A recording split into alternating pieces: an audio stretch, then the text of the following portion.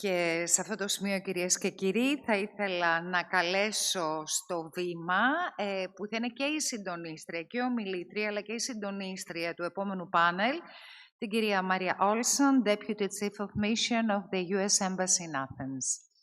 Mrs. Olson.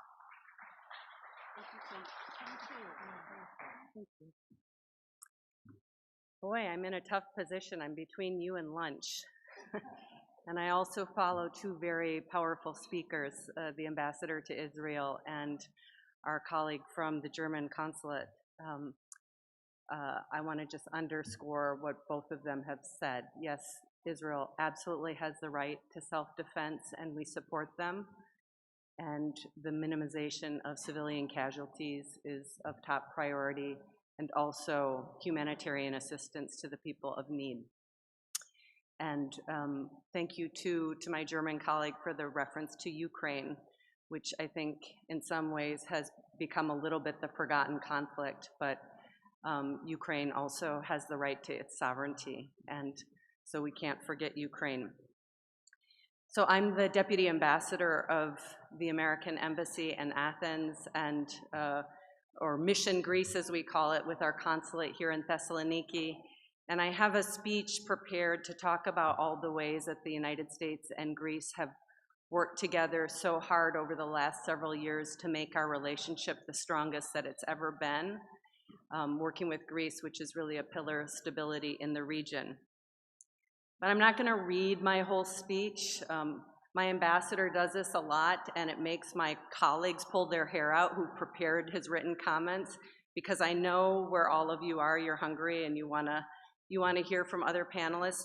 But if I were to read it, I would talk about the importance of defending democracy, which, as we know, around the world is under threat, and it is so important that we work tirelessly every day to defend what is so important.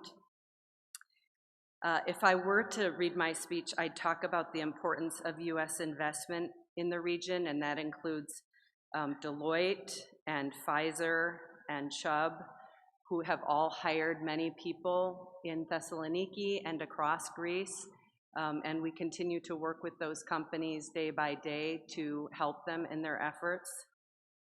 If I were to read my speech, I'd talk about the importance of educational exchanges between our two countries. So Greece is rapidly becoming a more popular place. It was already popular, but a more popular place for American students to come and study. And that's important both for our people-to-people ties and our political ties between our two countries, because when a student comes and studies in a country, they have a lifelong attachment to that country, and so that's good for both of our two countries. So Greece has become the 8th top destination for U.S. students studying abroad. Just 5 years ago, Greece was number 17. And universities in northern Greece are central to these efforts. In Thessaloniki, the University of Macedonia and the University of Western Macedonia.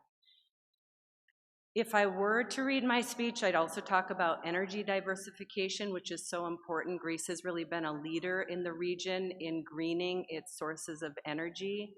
And as Greece has worked to diversify its sources of energy away from just Russian oil and gas, it's also started importing more U.S. LNG, which is important for our own economy. The U.S. government has been making impactful investments in Greece in the energy space. So last week, the head of our Development Finance Corporation, Scott Nathan, was here to announce an investment of $125 million in the U.S. firm Onyx's efforts to rehabilitate and revitalize the Elefsina shipyards. And we also had a visitor from our USAID organization who came just earlier this month to sign a memorandum of understanding with the government to improve energy security and cooperation in the Western Balkans, which will be important for the region. The other place where we work really closely with Greece is on supporting and defending universal values.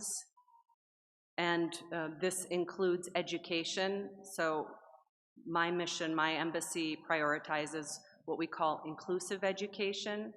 and as the number 2 in the embassy, I like to call this a threefer. It's a win in 3 different ways for me. One, by working with Greece to improve the way that teachers teach to kids all across the spectrum of different neurodiverse needs. It improves education for all kids, and it also improves the quality of workers and the number of workers that you have in your workforce. Greece is a leader in the region in terms of education, and so this is a place where Greece also wins because it boosts its reputation. It's already high reputation in terms of education in the region.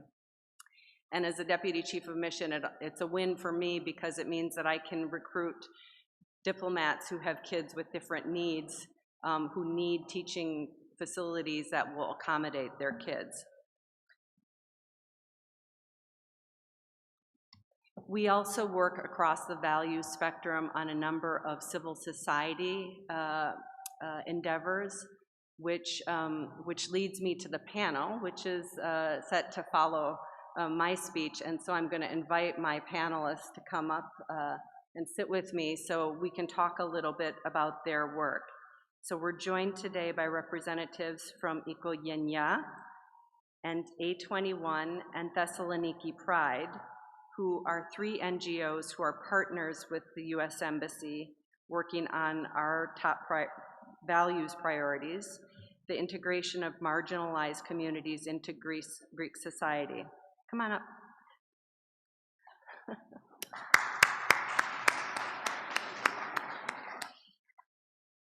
So Lia Papazoglou represents Ikogenia.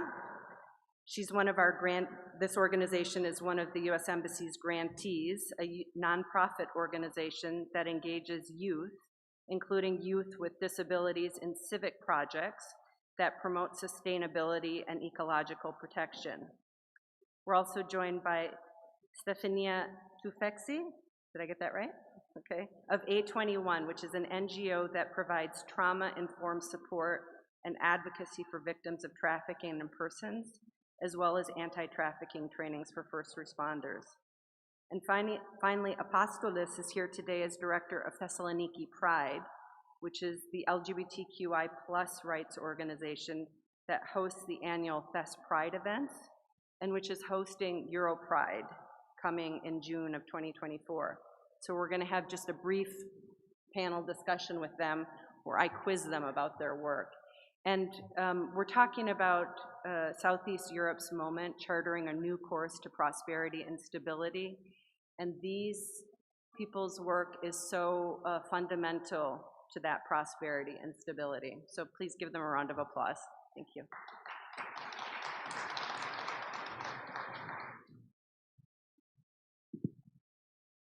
Okay.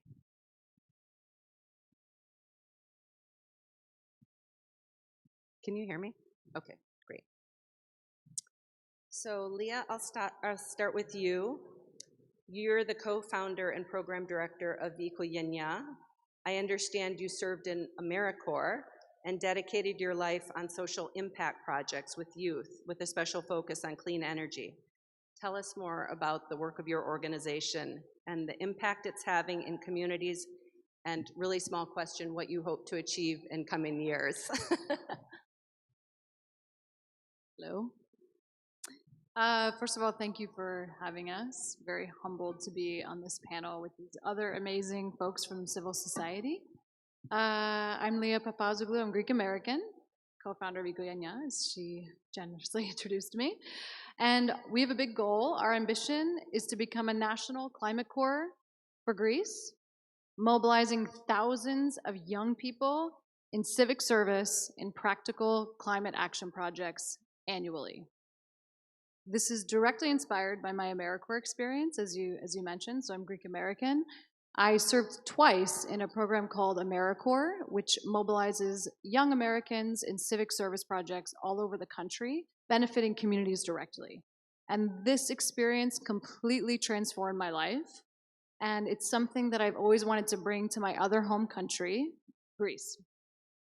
And so here in the room, we have many decision makers considering three big challenges: how to address the climate crisis, how to employ young people, and how to create a more cohesive society where people actually trust public institutions. How can you address all of these? We think it's through civic service. So actually paying young people to work on practical climate action projects that benefit local communities, creating active climate citizens who care. So this is a win for the country, a win for young people, and a win for Greek society. And just briefly, what we've accomplished so far, in just 2 years of being operational, we have completed 3 pilot projects demonstrating the demand from young people, but also from local communities on what this project can look like. Our next pilot project is going to be in Mount Olympus National Park, where we're going to have young people working to conserve and protect the mountain, Greece's first national park. And I actually would like to call out 2 of my colleagues that are in the room. We have Vasilis over here in a green shirt. He's in the corner there, and Anthi next to him. Vasilis will be leading the project, so if anybody here has questions about the next pilot and what this will look like, you can come and ask us during the lunch hour. And Anthi is one of our young people who have actually participated in one of our pilot projects. So if you'd like to hear more about what the experience was like and what it means for young people, you can come and speak with Anthi as well. So we think this work is very important for the country. In the next decade, if I may be so bold, we really aim to have a robust public-private partnership with the state, just like AmeriCorps in the States, and just like Unicité, which is a French civic service program. They have a very strategic relationship where young people are working towards achieving these national goals. And so that is something that we're striving for and trying to work with the national stakeholders to make that happen. Thank you. And your point about getting young people invested in tangible projects is so important. When you look at polling figures, it suggests that people around the world, including in my country, feel very sort of isolated from the institutions that represent them. Stefania, over to you. So you're the regional aftercare manager for Europe and Africa at A21. Tell us about what you do to combat trafficking, how A21 supports survivors and seeks justice, and the current challenges in Greece. Thank you so much. So A21 is a global anti-trafficking organization that aims to abolish slavery in this century. The strategy that we are working with is to break the cycle of victimization. We've seen that in human trafficking, there's a perpetuating cycle of victimization, starting with vulnerability. Vulnerability can be something that you're born into. It can be something that you run into fleeing from a difficult circumstance, or it can just be circumstances around you. We aim to break that with our REACH programs, and that is focusing on awareness campaigns, education in school curriculums, and prevention programs. The next part of the cycle is the exploitation itself. So people who are exploited in sex trafficking or in labor trafficking. And our strategy to break the cycle at this point is our rescue programs. Our rescue programs include working with local government, with local law enforcement, to assist victims to find justice and freedom. One of the key parts of the rescue program is national hotlines where people can call to report suspicious activity. Information can be collected anonymously and passed on to the right channels so that victims can find freedom. In Greece, the national hotline is 1109, and it works 24/7 across the year. And then the final part is that very often statistics, unfortunately, show that if survivors are rescued but not offered aftercare services, we are seeing an 80% re-trafficking statistic. So we want to break that re-victimization through our restore programs. Our restore programs are individually tailored support services, holistic aftercare support services that meet the survivor where they are in the moment, to assist them with the necessary steps on their restoration journey in order to become both stable and independent. Have you actually had results from the hotline, tangible results in Greece? Absolutely, absolutely.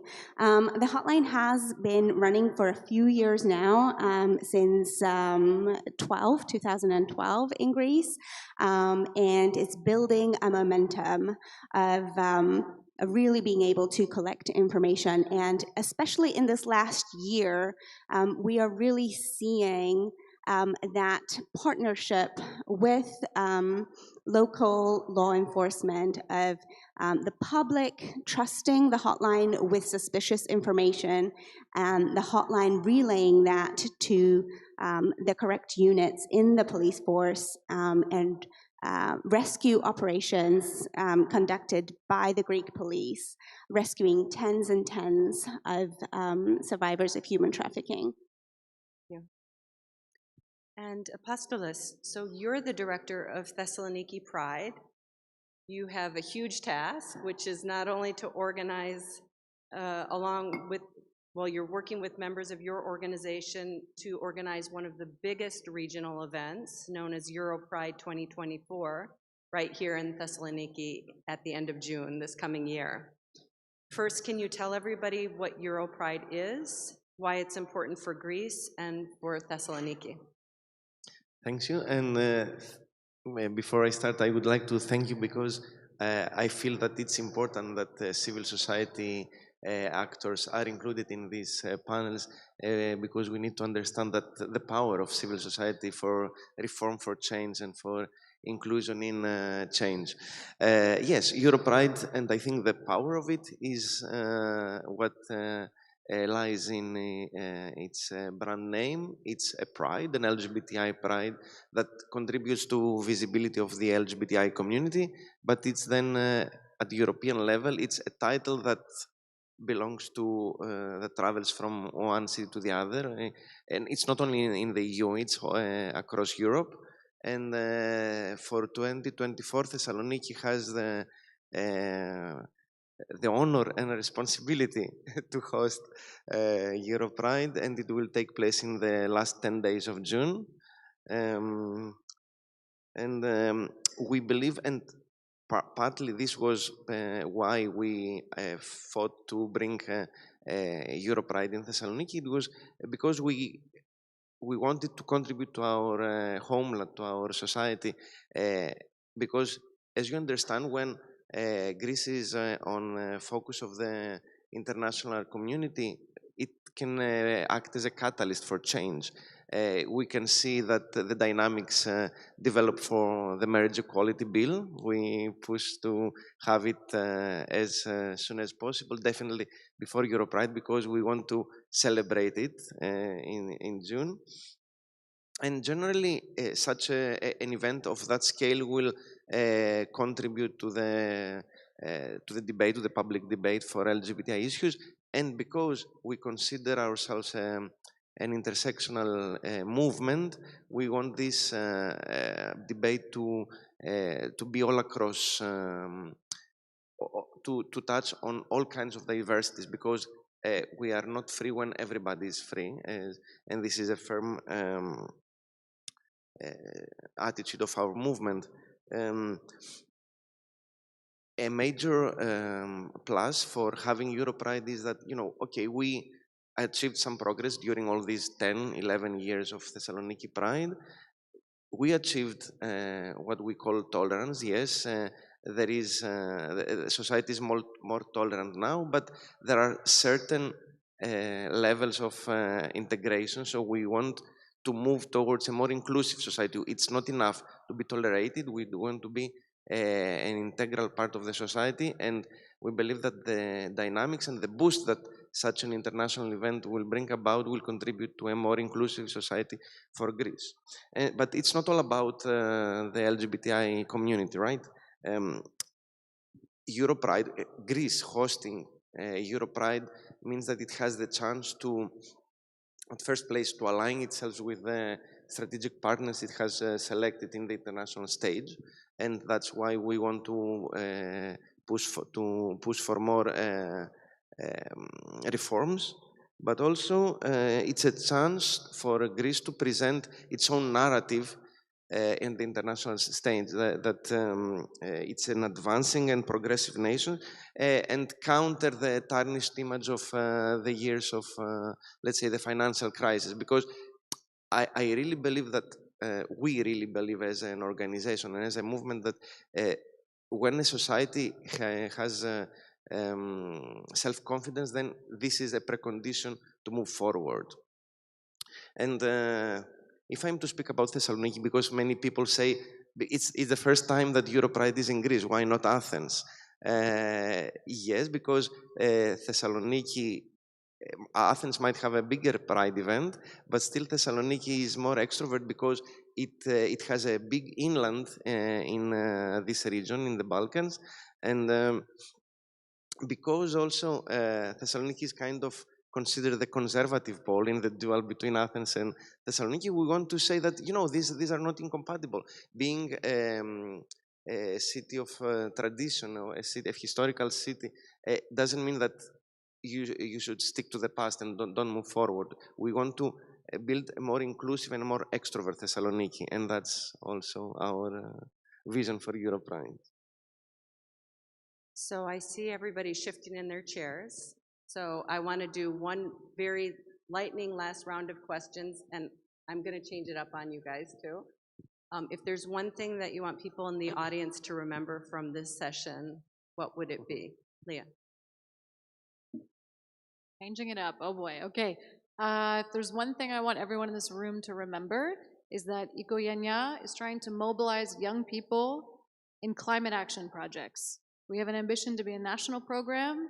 This is a proven model across Europe as well as the States. So it's a best practice from abroad that we're bringing here. We know it works.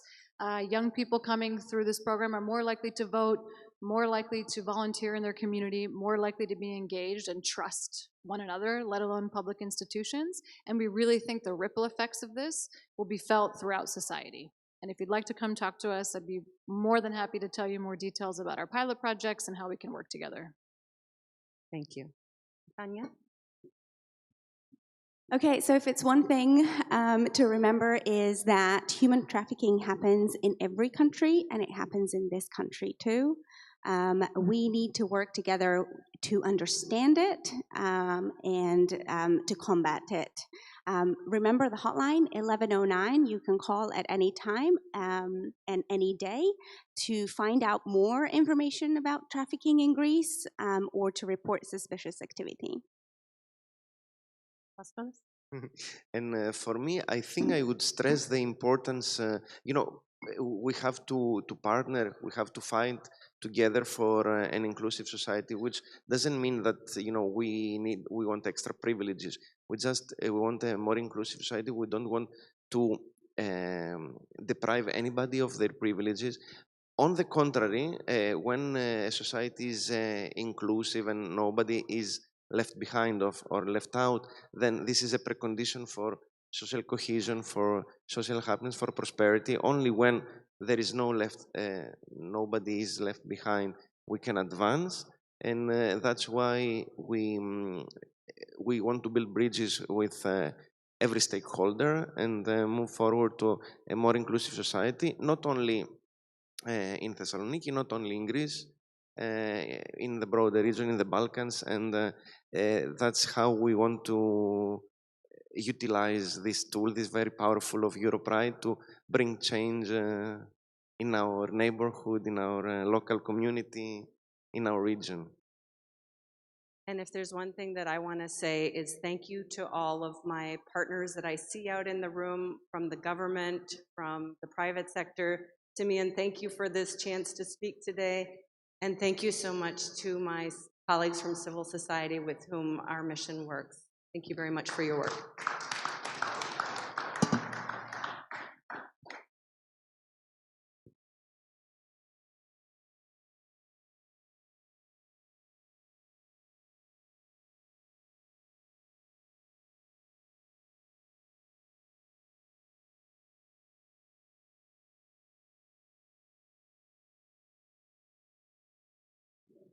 Και όσο βγαίνουν οι φωτογραφίες, κυρίες και κύριοι, προχωράμε για τα επόμενα λεπτά σε ένα light lunch εδώ μέσα στο χώρο και συνεχίζουμε. Please, you can proceed for a light lunch and we carry on with our next speakers.